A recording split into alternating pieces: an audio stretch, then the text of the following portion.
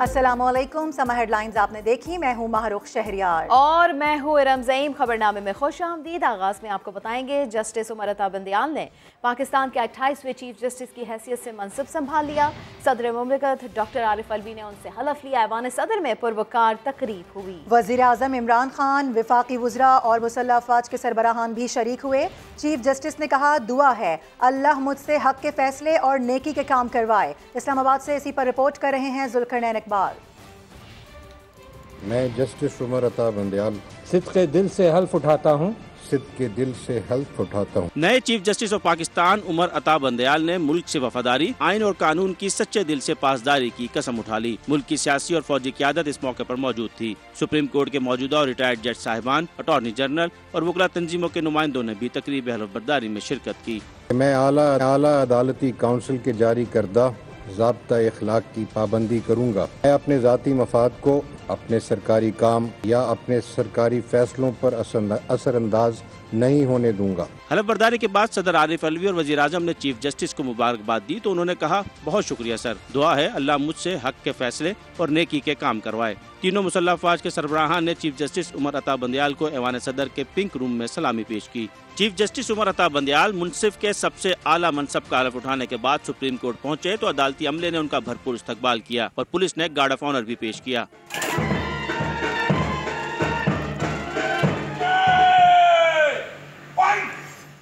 आपको बताएं कि नए chief justice of Pakistan justice Umar Ata Bandial Imran Khan को सादिक व अमीन और जहांगीर तरीन को ताहयात नाअहल करार देने वाले बेंच का हिस्सा रहे। जस्टिस उमर अता बंदियाल आईनी उमूर में कमाल महारत रखते हैं। नए चीफ जस्टिस के अदालती सफर की कहानी इस रिपोर्ट में जानिए। कानून के सफर में उमर अता बंदियाल 1983 में लाहौर हाई कोर्ट के वकील बने। 4 दिसंबर 2004 को लाहौर हाई कोर्ट के जज बन गए। 3 नवंबर 2007 में इमरजेंसी नाफिज होने के बाद पीसीओ के तहत हल्फ लेने से इनकार किया और अदलिया बहाली तहरीक के नतीजे में बहाल होने वालों में शामिल थे। धीमा मिजाज और नर्म लहजा रखने वाले जस्टिस बंदियाल 1 जून 2012 को chief justice Lahore high court बने। 2 ही साल बाद जून 2014 में उन्हें तरक्की देकर सुप्रीम कोर्ट का जज बना दिया गया। बैंकिंग एंड कॉर्पोरेट लॉज के साथ आईनी अमूर में भी कमाल महारत रखते हैं। आइन के आर्टिकल 62(1)(f) के तहत ताहियात नाअहली का फैसला जस्टिस उमर अता बंदियाल ने ही लिखा। इमरान खान को सादिक व अमीन और जहांगीर तरीन को ताहियात नाअहल करार देने वाले बेंच का हिस्सा रहे। सदारती रेफरेंस के खिलाफ जस्टिस फाइज ईसा की दरखास्त पर समाअत करने वाले फुल कोर्ट की सरबराही जस्टिस बंदियाल ने ही की। बीआरटी मंसूबे के खिलाफ FIA को तहकीकात से रोकने का हुक्म भी दिया। बतौर chief justice of Pakistan justice Umar Ata Bandial की मुद्दत 1 साल 6 माह और 25 दिन है। वो 16 सितंबर 2023 को इस ओहदे से रिटायर हो जाएंगे। आगे बढ़ते हुए आपको बताएं कि जस्टिस काजी फाइज ईसा ने गवर्नर बलोचिस्तान के स्कॉट की गाड़ी का चालान करा दिया है। जुल्करनैन इकबाल हमारे साथ हैं, उनसे बात करेंगे। जुल्करनैन, क्या वजह बताई गई है, क्यों चालान करवाया गया? देखिए, जस्टिस फाइज ईसा जब ऐवान सदर से तकरीब हल्फ बर्दारी में शिरकत के बाद पैदल आ रहे थे सुप्रीम कोर्ट, जिस तरह वो अपने घर से भी रोजाना पैदल सुप्रीम कोर्ट आते हैं, वो करते हुए, तो उसी अंदाज में आज भी वो ऐवान सदर से निकल कर आ रहे थे कि जजेस ब्लॉक के करीब उन्होंने देखा जो जजेस का एंट्री गेट है उसके करीब एक काले शीशों वाली गाड़ी खड़ी है जिसके ऊपर सरकारी नंबर प्लेट लगी हुई थी। उस पर उन्होंने अपने साथ जो सिक्योरिटी का गनमैन था उसको निशानदेही इस बात की कि ये काले शीशों पर जब पाबंदी है तो ये गाड़ी यहाँ पर क्यों काले शीशों में खड़ी हुई है। उसके बाद ट्रैफिक पुलिस को आगाह किया गया और ट्रैफिक पुलिस ने जब चेक किया तो वो गाड़ी गवर्नर बलोचिस्तान के स्क्वाड की थी और स्क्वाड की गाड़ी का काले शीशों के वाले पे और टिंटेड जो शीशे थे उनके साथ साथ गैर नमूना नंबर प्लेट पे भी जो सरकारी नंबर प्लेट होती है वो उस पर नहीं लगी हुई थी। इन दोनों के ऊपर 600 रुपए का चालान कर दिया गया गवर्नर बलोचिस्तान की स्क्वाड की गाड़ी का। जो ट्रैफिक पुलिस ने इसकी बाकायदा रिपोर्ट भी अपना जो आला हुकाम है उन तक पेश कर दी है। ठीक है, रिपोर्ट भी पेश कर दी गई है। जुल्करनैन इकबाल, अपडेट्स के लिए आपका बेहद शुक्रिया। और अब आपको बताएं कि डायरेक्टर FIA ने लाहौर ने DG को अफसरान का तबादला रोकने के लिए मरासला लिख दिया। ये अफसरान मनी लॉन्ड्रिंग केस समेत अहम केसेस की तहकीकात कर रहे हैं। बात कर लेते हैं समा के नुमाइंदे रियाज अहमद से। रियाज, कौन है ये अफसरान? जी बिल्कुल, ऐसे ही कि 5 अफसरान हैं जिनके बारे में कल डायरेक्टर FIA ने कहा था कि ये 5 अफसरान जो आला बड़े केसों की जो है तफ्तीश कर रहे हैं। जो 5 अफसरान थे उनमें राना मुनीर थे असिस्टेंट डायरेक्टर, सैयद मर्दान अली थे असिस्टेंट डायरेक्टर, माहिद अरशद भट्ट ये थे और जवार अहमद, ये शराज अहमद ये लोग जो थे ये आला अफसरान के जो आला इंक्वायरी थी वो कर रहे थे अहम केसेस, लेकिन इनकी इंक्वायरी, इनके तबादला सिंध होने की वजह से ये इम्कान था कि ये जो इंक्वायरीज हैं ये पूरी तरह मुतासर होंगी। तो इसलिए उन्होंने आज डायरेक्टर FIA जून 1 ने जो है वो DG FIA को खत लिखा है कि वो इन अफसरान के तबादले जो है वो रोक दें ताकि ये जो अहम केसेज हैं इंक्वायरी मुतासर ना हो सके। अभी जो है वज़ीर आज़म के मशीर जो है एहतसाब ब्रिगेडियर रिटायर्ड मुसद्दक अब्बासी वो भी डायरेक्टर FIA के दफ्तर पहुंचे हैं और उनको जो है वो आला अफसरान जो है वो उनको अहम केसेस के हवाले से ब्रीफिंग भी दे रहे हैं। जी बहुत शुक्रिया रियाज अहमद आपका। तरक्याती मंसूबों की तकसीम, बलूचिस्तान की नई हुकूमत में भी लड़ाइयाँ शुरू हो गई। अपोजिशन हल्कों को तरक्याती फंड्स देने पर सूबाई वज़रा नाराज। ज़हूर बुलेदी समेत दीगर वजीरों ने काबीना इजलास का बायकॉट कर दिया। बुशरा रेद ने कहा ज़हूर बुलेदी ने अकेले ही वॉकआउट किया। वज़ीर-ए-आला बलूचिस्तान अब्दुल कदूस बजिंजो की ज़ेर सदारत सूबाई काबीना का इजलास हुआ। 30.88 अरब रुपए के 36 निकाती तरक्याती एजेंडे की मंजूरी दी गई। अपोजिशन अरकान को फ़ंड देने पर सूबाई वज़ीर ज़हूर बुलेदी ने इजलास का बायकॉट किया। उन्होंने ट्वीट में लिखा कि 30 अरब रुपए के मंसूबों की मंजूरी मनसूबा बंदी कमीशन के मैनुअल की खिलाफ वर्जी है। PSDP पर बोझ बढ़ेगा। ANP के पार्लिमानी लीडर असगर अचकज़ई ने ट्वीट किया, बंदरबांट की हमायत नहीं करते। इनके सूबाई वज़ीर ज़मरुक अचकज़ई ने भी इजलास का बायकॉट किया। पार्लिमानी सेक्रेटरी बराए इत्तलात बुशरा रिन कहती हैं कि ज़हूर बुलेदी ने अकेले बायकॉट किया, दूसरा कोई मेंबर इनके साथ नहीं था। तर्जुमान सूबाई हुकूमत सरदार अब्दुल रहमान केतरान कहते हैं कि अपोजिशन असम्बली का हिस्सा है। जाम कमाल के दौर में इनके हलकों में 24 अरब रुपए गैर मुंतखब लोगों को दिए गए। अब हुकूमत अपोजिशन अरकान को बराह रास्त फंड दे रही है। 24 अरब रुपए पिछली हुकूमत ने नॉन इलेक्टेड लोगों को दिए जो कि उनके आसपास और नौरतन किस्म के लोग थे, और मुंतखब नुमाइंदों को 1 रुपया नहीं दिया गया। यस, हमने आज उसकी मंजूरी दी, उनके हलकों को हमने तरजीह दी कि वो भी ऐसे मुंतखब नुमाइंदे हैं।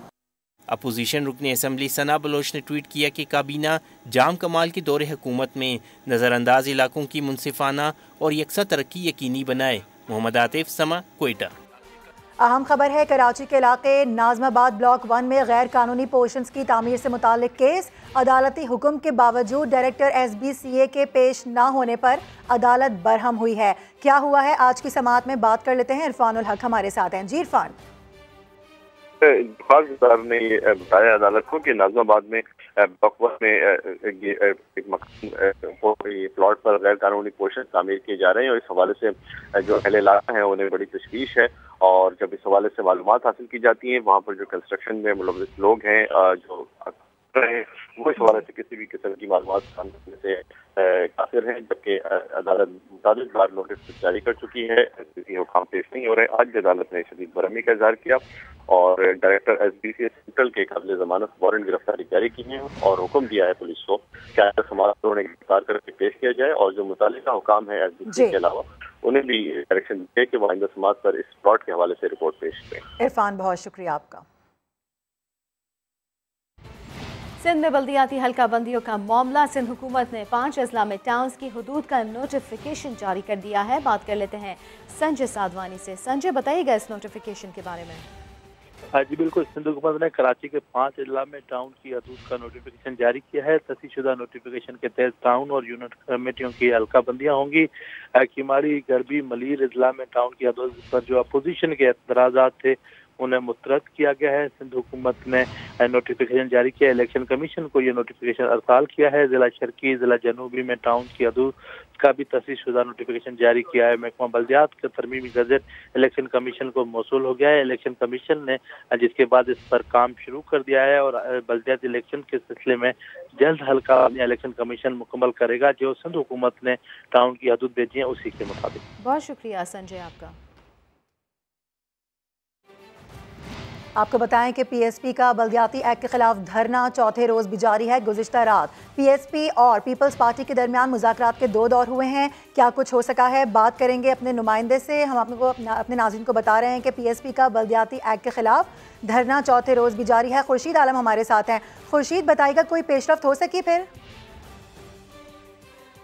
जाहिर तो अब तक कोई पेशरफ सामने नहीं आ सकी है। 4 दौर मुज़ाकरात के हो चुके हैं और कल का दौर इस लिहाज से अहम था कि उसमें खुद मुस्तफ़ा कमाल और अनीस क़ायम खानी भी शरीक थे, लेकिन इन्हें उम्मीद है कि आज काबीना के इजलास में कुछ चीज़ों को तय किया जाएगा और उसके बाद मुज़ाकरात का 5वां दौर आज रात फिर होगा। और सबसे अहम तरीन बात यह है कि अब से थोड़ी देर पहले मुस्तफ़ा कमाल ने बात करते हुए ये वाज़ेह किया है कि सूबाई मालियाती कमीशन के नफाज के हवाले से उनकी कोशिश है कि इस चीज़ को एक दफ़ा तय कर लिया जाए तो फिर आइंदा के लिए बहुत सारे मसाइल सिंध में हल हो सकते हैं और हल हो जाएंगे। तो उनका मरकज़ी नुक्ता अब सिर्फ इस बात पर है कि जो उनके 16 नुकात जो उन्होंने 2017 में दिए थे उसमें अब सबसे अहम तरीन नुक्ता यह है कि प्रोविंशियल फाइनेंस कमीशन को अमली तौर पर नाफिज करने के लिए फार्मूला तय कर लिया जाए, तरीक़ाकार तय कर लिया जाए, तो उसके बाद बहुत सारे मसाइल बलदियाती हवाले से जो भी हैं ख़त्म हो जाएंगे। और उसके बाद इनको इंतज़ार इस बात का है कि सिंध काबीना के इजलास के बाद क्या फ़ैसला सामने आता है और उसके नतीजे में फिर मज़ीद लाएमल का ऐलान किया जा सकता है। लेकिन उनका ये कहना है कि ये धरना जो है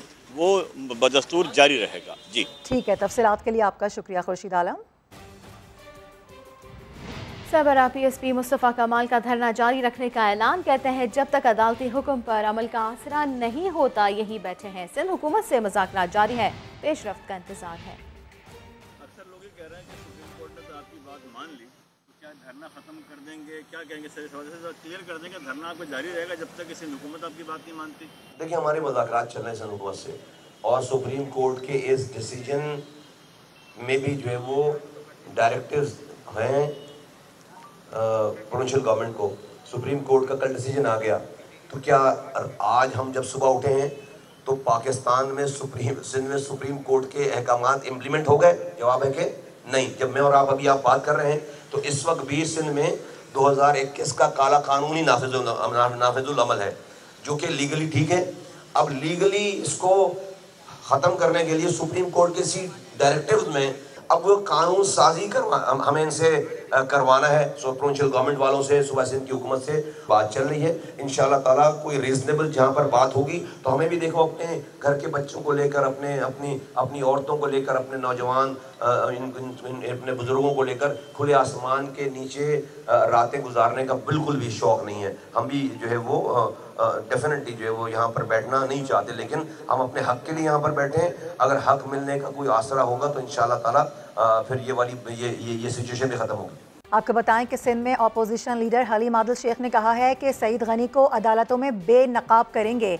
सहाफ़ियों पर केसेस करने वाले जमहूरियत के चैंपियन बनते हैं। पीपल्स पार्टी जमहूरियत के नाम पर एक बदनुमा दाग है। सईद गनी खास खेली इस शहर में डॉक्टर रिजवान की रिपोर्ट के मुताबिक मंशियात फरोशी और लैंड ग्रैबिंग के अंदर जो धंधे कर रहा है, इंशाअल्लाह हम अदालतों में उसको बेनकाब करेंगे। सईद गनी ने कहा है कि हाँ तक मेरी इज्जत ख़राब हो गई है। इस जुमले पे बड़ा एतराज़ है मुझे। अब सईद गनी जैसे बेइज्जत आदमी की भी इज्जत ख़राब हो सकती है, ये इस पे अफसोस है मुझे कि सईद कोई इज्जतदार बंदा हो तो इज्जत ख़राब हो तो हम आ जाएं। अब सईद गनी भी कह रहे हैं कि मेरी इज्जत ख़राब हो गई है। मीडिया चैनल के ऊपर इन्होंने केस किया हुआ है, रिपोर्टरों के वारंट गिरफ्तारी निकाले। ये आज़ादी सहाफ़त के चैंपियन बनते हैं, केसेस में फंसाया हुआ है। ये है एक बदनुमा दाग, पीपल्स पार्टी जमहूरियत के नाम पर एक बदनुमा धब्बा है। सिंध हाई कोर्ट में दिफाई मकासद के लिए मुख्तलिफ ज़मीनों के केस से मुतालिक डिफेंस हाउसिंग अथॉरिटी के वकील का मौक़िफ़ सामने आ गया है। DHA के वकील आबिद ज़ुबैरी ने समा से गुफ्तगू में कहा है कि ये दरख्वास्त काबिल समाअत नहीं है। अदालत इसे नाकाबिल समाअत करार देने की दरख्वास्त पर पहले फ़ैसले देने की दरख्वास्त कर चुके हैं। तौहीन अदालत की दरख्वास्त पर भी जवाब जमा कराया जा चुका है। ये कुछ लोगों ने केस फाइल किया है डिफेंस हाउसिंग अथॉरिटी कंटोनमेंट, सारे कंटोनमेंट्स के खिलाफ, पाकिस्तान अफवाज के ख़िलाफ़, जिस पे पाकिस्तान अफवाज की बुराई तक की गई है इस केस के अंदर। वो पैराज हमने पॉइंट आउट भी कर दिए हैं कोर्ट को कि ये जो मुख्तलिफ इशूज़ को एक साथ उन्होंने किया, जिसमें एक रेक्लेमेशन का इशू है कि समंदर साहिल को जो रिक्लेम किया वो गलत किया है। फिर कमर्शियल एक्टिविटीज़ के बारे में बात की गई है मुख्तलिफ ज़मीनों पर डिफेंस के इशू में। इशू ये है कि हमने उसका जवाब दाखिल किया है। हमारा एक मुद्दा यह है कि ये सूट मेंटेनेबल नहीं है। DHA ने एक एप्लीकेशन फाइल की है अंडर ऑर्डर 7 रूल 11 की प्रिंट रिजेक्ट की जाए। Division bench Sindh high court का ऑर्डर है कि पहले ये एप्लीकेशन चलेगी जिसके अंदर ये फैसला किया जाएगा कि ये सूट मेंटेनेबल है या नहीं, उससे पहले कोई एप्लीकेशन नहीं चलेगी। उन्होंने कंटेम्प्ट एप्लीकेशंस भी हमारे खिलाफ लगाई, जिसका हमने जवाब दावा दाखिल कर दिया है कि ये कोई कंटेम्प्ट नहीं बनती, कि हमने कोई ऑर्डर नहीं माल किया। हम लोग कोर्ट की हर ऑर्डर की पूरी इज्जत करते हैं, वो हम पे बाइंडिंग है। तो तो ये है सारा केस जो अभी केस का फैसला नहीं हुआ ही नहीं है, ना चला है। इसके अंदर अभी पहले ये डिसाइड कोर्ट फैसला करेगी कि आया ये सूट मेंटेनेबल है या नहीं। आगे बढ़ें, आपको बताएं कि कोरोना के वार जारी हैं, मुल्क भर में मस्जिद उन्नति पूरी मेहनत करती है आपको बासानी समझाने के लिए कि महंगाई कितनी हो गई है। आगे बढ़ें और आपको बताएं कि गैस बहरान के खिलाफ सनतकारों का सुई गैस हेड ऑफिस पर एहतजाज। कहते हैं 72 रोज से इंडस्ट्रीज को गैस बंद है, हमारा सब्र अब जवाब दे गया है। रिजवान आलम हमारे साथ हैं, उनसे बात करेंगे। रिजवान बताइएगा। जी बिल्कुल, जैसा कि उन्होंने कहा था कि एहतजाज करेंगे 48 से 72 घंटे गुजरने के बाद, और आज जो है वो कराची की तमाम सनती तंजीमों के नुमाइंदे और कराची चैम्बर ऑफ कॉमर्स के सदर साबिक सदूर और ये सब लोग जो है अपने वर्कर के साथ एसएसडी हेड ऑफिस के सामने पहुंचे थे। उन्होंने मुजाहरा भी किया, एहतजाज भी किया, नारेबाजी हुई है, जिसके बाद जो है एमडी भी नीचे आ गए थे और उन्होंने उनसे बातचीत करी। उनका ये कहना था कि ये सनतकार जो है वो बड़े ताकतवर सक्शन पंप्स लगाकर जो है वो दूसरों की गैस खींच लेते हैं, और ऐसे 81-89 सनतों की निशानदेही हुई है। हमने गवर्नर सिंह को शिकायत भी की इस बारे में, गवर्नर ने कहा है कि ऐसी सनतों के कनेक्शन काट दें। जबकि जुबैर मोतीवाला ने जो मौजूद थे इस बात की तरदीद की, उन्होंने कहा कि सेक्शन पंप से कुछ भी नहीं होता, गैस बहरान का असल सबब ये नहीं है, बल्कि ये है कि जो 150 MMCD FD गैस जो है वो क्या कहते हैं सिंध की गैस बलूचिस्तान को दी गई है, पंजाब को दी गई है, और RLNG 150 MMC FD RLNG जो सिंध को नहीं मिली है, इसकी वजह से गैस बहरान खड़ा हुआ है। और अब हमारा खबर जवाब देगा। आप आगाह कर रहे हैं रिजवान, बहुत शुक्रिया आपका। के इलेक्ट्रिक और सुई सदरन के दरमियान गैस फराहमी मुआहदा लटक गया। सुई सदरन मुआहदे के बावजूद गैस प्रेशर पूरा होने की गारंटी देने को तैयार नहीं। फ्यूल प्राइस एडजस्टमेंट समाअत के दौरान के इलेक्ट्रिक हुकाम ने नेपरा को सब बता दिया। बात कर लेते हैं वहाब कामरान से। वहाब, क्या कुछ हुआ समाअत के दौरान? देखिए, आज जब समाअत हुई तो के इलेक्ट्रिक हुकाम ने इंकशाफ किया कि जो सुई सदरन के साथ गैस फराहमी मुआहदा है उस पर बातचीत तो चल रही है, लेकिन उसका कोई वाज़ेह नतीजा नहीं निकल पा रहा। और उसकी वजह यह है कि सुई सदरन हुकाम गैस फराहमी का मुआहदा करना चाहते हैं, लेकिन वो मुआहदे के बावजूद चाहते हैं कि जो गैस का लो प्रेशर का मसला है वो उसकी कोई गारंटी नहीं दे सकते, और के इलेक्ट्रिक के पावर प्लांट्स को पूरी गैस मिलेगी या नहीं मुआहदे के बाद भी उसकी कोई गारंटी नहीं दे रहे सुई सदरन वाले। जिस पर चेयरमैन नेपरा तौसीफ फारूकी ने भी खासी तशवीश का इजहार किया। उनका कहना था कि अगर मुआहदे के बावजूद भी गैस नहीं मिलने के इलेक्ट्रिक के पावर प्लांट्स को, फिर इस ऐसे मुआहदे का फायदा क्या हुआ, क्योंकि इस मुआहदे का मकसद ही यही है कि इलेक्ट्रिक को गैस मिले, कुदरती गैस के जरिए सस्ती बिजली पैदा की जाए ताकि कराची वालों को भी बिजली की पैदावारी लागत में कुछ रिलीफ मिल सके। ताहम के इलेक्ट्रिक हुकाम ने कहा कि बातचीत अभी भी जारी है और कोशिश यही है कि जल्द से जल्द इसका कोई नतीजा निकले। बहुत शुक्रिया वहाब कामरान। और कराची वालों के लिए बिजली 1 रुपये 80 पैसे नहीं बल्कि 2 रुपये 59 पैसे फी यूनिट सस्ती हो सकती है। शहर कायद के बिजली सार्फिन के लिए इस इजाफी फ़ायदे की निशानदही नेपरा हुकाम ने की है। के इलेक्ट्रिक दरख्वास्त पर समाअत चेयरमैन नेपरा तौसीफ फारूकी और 4 अरकान ने की। के इलेक्ट्रिक की जानिब से माहाना फ्यूल एडजस्टमेंट की मद में बिजली की फ़ी यूनिट कीमत में 1 रुपये 80 पैसे कमी की इस्तदा की गई। नेपरा हुकाम ने दरख्वास्त का पोस्टमार्टम करते हुए कहा कि के इलेक्ट्रिक के आदाद शुमार के बरक्स बिजली की कीमत में कमी 2 रुपये 59 पैसे बनती है। नेपरा ने समाअत मुकम्मल करके फैसला महफूज कर लिया, जो चंद रोज़ में जारी कर दिया जाएगा।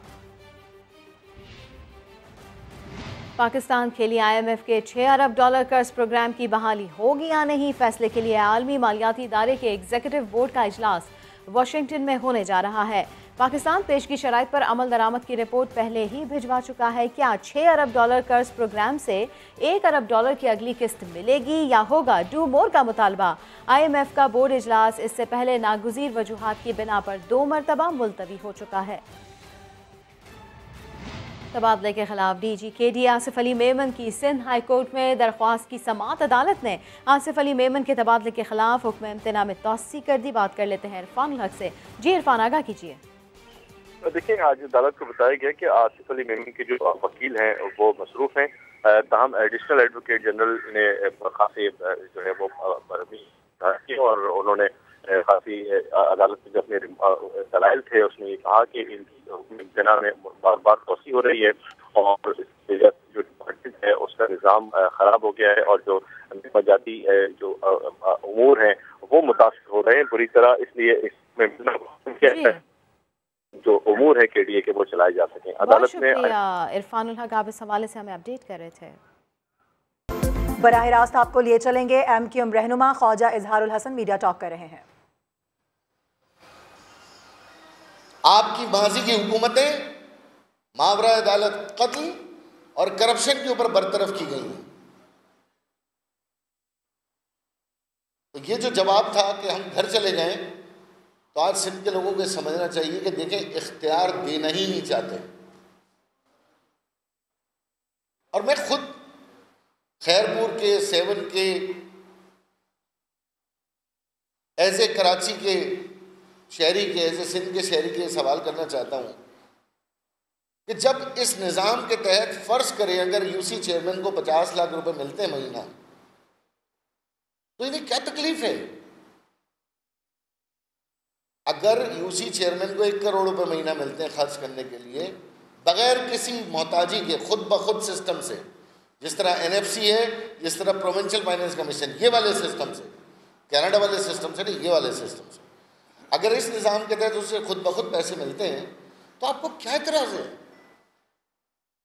एतराज़ ये है कि अगर खैरपुर लाड़काना के यूसी चेयरमैन को खुद ब खुद पैसे मिलेंगे तो ये क्या करेंगे फिर? प्रॉब्लम ये है कि वो फिर इनके पास क्यों आएगा माथा टेकने?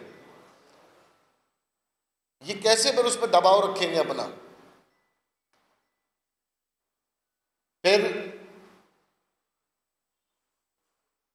मैं ये भी कहना चाहता हूँ वज़ीर आला साहब, जल्द अज जल्द कानून साजी करें। सुप्रीम कोर्ट ने आपको जो हिदायत दी है उस पर फौरी तौर पर अमल करें।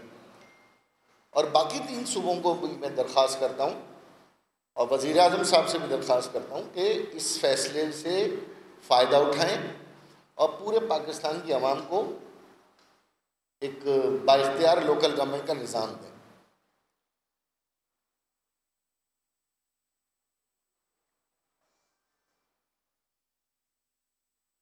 18 अमेंडमेंट एक अच्छी आईनी तरमीम थी जिसकी सुप्रीम कोर्ट ने 140 ए का फैसला करके हमारी जो नीयत, सुप्रीम कोर्ट के फैसले पर फौरी तौर पर अमल दरामद होना चाहिए, ख्वाजा इजहारुल हसन मीडिया टॉक कर रहे हैं।